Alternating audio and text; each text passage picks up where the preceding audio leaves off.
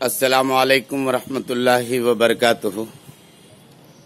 الحمدللہ رب العالمین والصلاة والسلام علی سید المرسلین وعلی آلہ واصحابہ اجمعین، اما بعد۔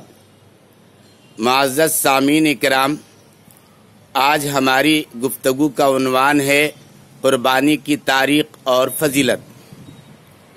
عزیز دوستو، قربانی اہم مالی عبادت اور شعائر اسلام میں سے ہے، اسی لیے اس عمل کو بڑی فضیلت اور اہمیت حاصل ہے۔ قربانی کی تاریخ بہت پرانی اور قدیم ہے، جتنی پرانی و قدیم تاریخ سید البشر حضرت بابا آدم علیہ السلام اور نسل انسانی کی ہے۔ تفسیر کی کتابوں میں لکھا ہے کہ سب سے پہلے حضرت بابا آدم علیہ السلام کے دو بیٹے حابیل اور قابیل نے قربانی دی۔ تفاسیر، تاریخ اور سیرت کی کتابوں سے معلوم ہوتا ہے کہ آدم و حوا علیہ السلام جب جنت سے دنیا میں تشریف لائے اور ان سے توالد اور تناسل یعنی اولاد کا سلسلہ چلا، تو ہر حمل سے ایک لڑکا اور ایک لڑکی پیدا ہوتے رہے، سوائے حضرت شیش علیہ السلام کے۔ حضرت بابا آدم علیہ السلام کی شریعت میں نکاح کا طریقہ یہ تھا کہ ایک حمل کی لڑکی دوسرے حمل کا لڑکا ہوتا تھا۔ چنانچہ حضرت بابا آدم علیہ السلام کے دو بیٹے حابیل اور قابیل پیدا ہوئے، تو شریعت کے قانون کے مطابق حابیل کے ساتھ جو لڑکی پیدا ہوئی وہ قابیل کو، اور قابیل کے ساتھ جو لڑکی پیدا ہوئی وہ حابیل کے ساتھ نکاح ہوگا۔ مگر قابیل نے نہیں مانا اور انکار کر دیا، کیونکہ حابیل کے ساتھ جو لڑکی پیدا ہوئی تھی وہ کچھ خوبصورت نہیں تھی، قابیل کے ساتھ جو لڑکی پیدا ہوئی تھی وہ خوبصورت تھی۔ اس لیے قابیل نے اپنے ساتھ پیدا ہونے والی لڑکی سے نکاح کرنے کا ارادہ ظاہر کیا۔ حضرت بابا آدم علیہ السلام نے انہیں اللہ کے قانون کو سمجھایا، لیکن قابیل اپنی ضد پر اڑا رہا، تو حضرت بابا آدم علیہ السلام نے فرمایا کہ دونوں اللہ تعالیٰ کو راضی کرنے کی نیت سے قربانی کرو۔ چنانچہ دونوں نے اس وقت قربانی پیش کی۔ حابیل نے دمبا قربانی کے لیے پیش کیا اور قابیل نے جنگل کے اناج کو پیش کیا۔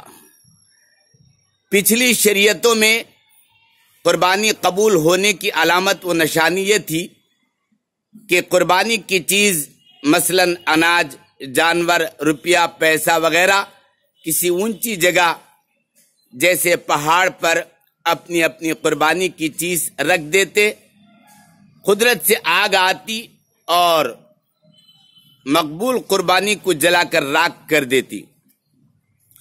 اسی قانون الہی کے مطابق جب حابیل اور قابیل نے قربانی پیش کی تو آگ آئی اور حابیل کے دمبے کو جلا کر خاک کر دی، یعنی حابیل کی قربانی قبول ہو گئی اور قابیل کی رد کر دی گئی۔ یہ واقعہ قرآن عظیم الشان میں بھی موجود ہے۔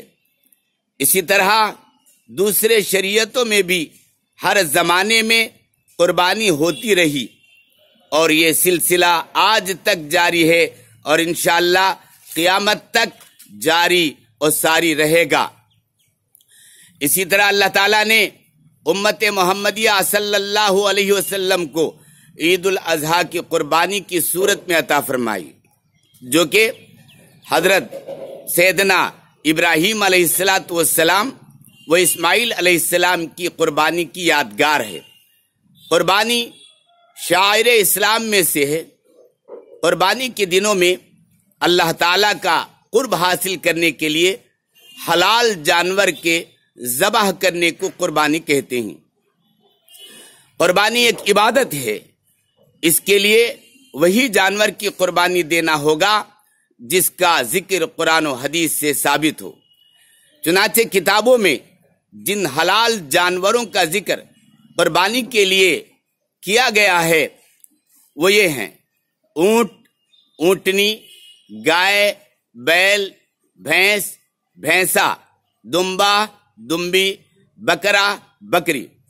اس کے علاوہ دوسرے جانوروں کی قربانی جائز نہیں۔ قربانی کے جانوروں کی عمر کے تعلق سے بھی کچھ اظہار کر دوں کہ اونٹ اور اونٹنی کی عمر 5 سال سے کم نہ ہو۔ گائے، بیل، بھینس، بھینسا کی عمر 2 سال سے کم نہ ہو۔ دمبا، دمبی، بکرا، بکری کی عمر 1 سال سے کم نہ ہو۔ صرف دمبا یعنی مینڈا 6 ماہ کا ہو مگر سال کے دمبوں میں چھوڑا جائے تو ایک ساتھ نظر آئے تو اس کی قربانی جائز ہے۔ قربانی کا وقت 10ویں ذی الحج سے لے کر 12ویں ذی الحج کے غروب آفتاب تک قربانی کرنا درست ہے۔ قربانی کرنے کا سب سے بہترین دن 10ویں تاریخ ہے، پھر 11ویں، پھر 12ویں ہے۔ اونٹ، اونٹنی اور گائے، بیل، بھینس، بھینسا میں 7 آدمی شریک ہو کر قربانی دے سکتے ہیں، یعنی 7 حصے اس کے ہو سکتے ہیں۔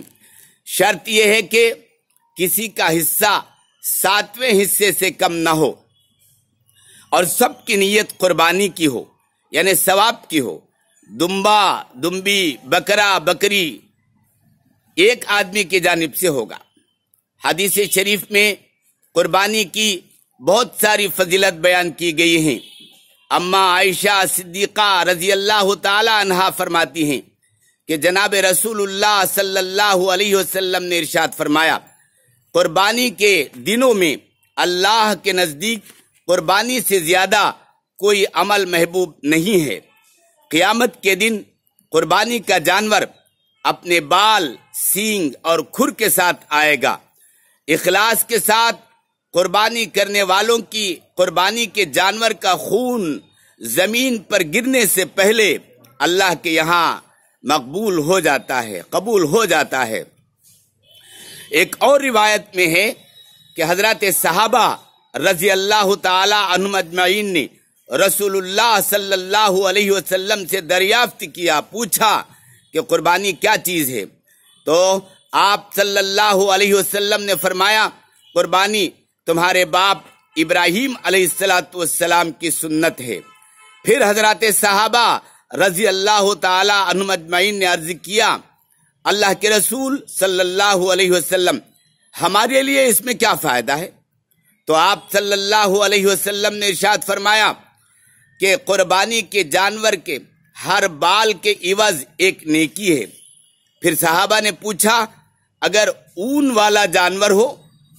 تو آپ صلی اللہ علیہ وسلم نے فرمایا، ہر اون کے بدلے ایک نیکی ملے گی۔ خوش نصیب ہیں وہ لوگ جو اللہ کا یہ حکم پورا کرتے ہیں اور اللہ کے اجر و ثواب کا مستحق بنتے ہیں۔ اللہ ہم سب کو عمل کی توفیق عطا فرمائے اور ذی الحج کے مہینے میں صاحب نصاب لوگ قربانی دے کر اللہ کا قرب حاصل کرنے کی اللہ ہم سب کو توفیق نصیب فرمائے۔ آمین۔ وآخر الدعوانا الحمدللہ رب العالمین۔